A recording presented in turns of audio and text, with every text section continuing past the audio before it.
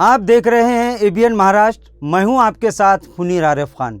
नाजरीन, तारीखी शहर औरंगाबाद नाम तब्दीली मामला गुज़िश्ता 1.5 सालों से सुर्खियों में है। सियासी तौर पर इस नाम को इस्तेमाल करके एक तारीख को मिटाने की एक साजिश रची गई, जिसके खिलाफ ये मामला पहले तो बॉम्बे हाई कोर्ट पहुंचा। साल भर इस मामले पर बॉम्बे हाई कोर्ट में सुनवाई चलती रही।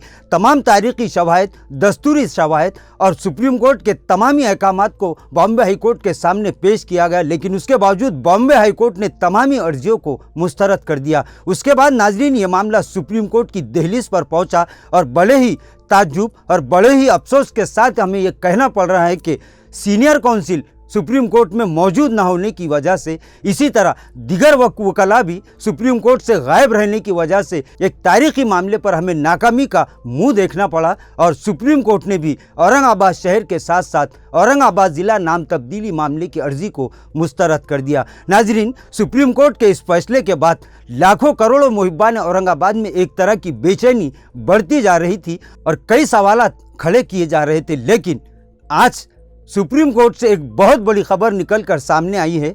बावसूख ज़राए से मिली इत्तला के मुताबिक कल यानी 27 अगस्त को औरंगाबाद नाम तब्दीली के तारीखी मुकदमे में हिशाम उस्मानी की जानिब से सुप्रीम कोर्ट में दायर की गई अर्जी पर कल सुप्रीम कोर्ट में सुप्रीम सुनवाई होने जा रही है। नाज़रीन, इस सिलसिले में मुल्क के एक बड़े सीनियर काउंसिल इस मामले की यानी हिशाम उस्मानी की पिटीशन पर सुप्रीम कोर्ट में पैरवी करने जा रहे हैं, लेकिन उन्हीं के साथ एडवोकेट सऊद और एडवोकेट एसएस काजी भी इनकी मुआयनत कर रहे हैं। हिशाम उस्मानी, एडवोकेट सऊद और एडवोकेट एसएस काजी ने तमामी लाखों करोड़ों मुहिब्बान औरंगाबाद से अब ये अपील की है कि वो इस मामले की सुनवाई को लेकर इस वक्त दुआओं का एहतमाम करें। कल 27 अगस्त को सुबह सुप्रीम कोर्ट में तारीखी नाम तब्दीली मामले पर एक तारीखी सुनवाई होना तय हो चुकी है। लिहाजा लाखों करोड़ों मुहिब्बान औरंगाबाद से, तमामी मुहिब्बान औरंगाबाद से एक दर्दमंदाना, एक आजिज़ाना और मुखलिसाना ये अपील की गई है कि वो इस मामले को लेकर खुसूसी दुआओं का एहतमाम करे ताकि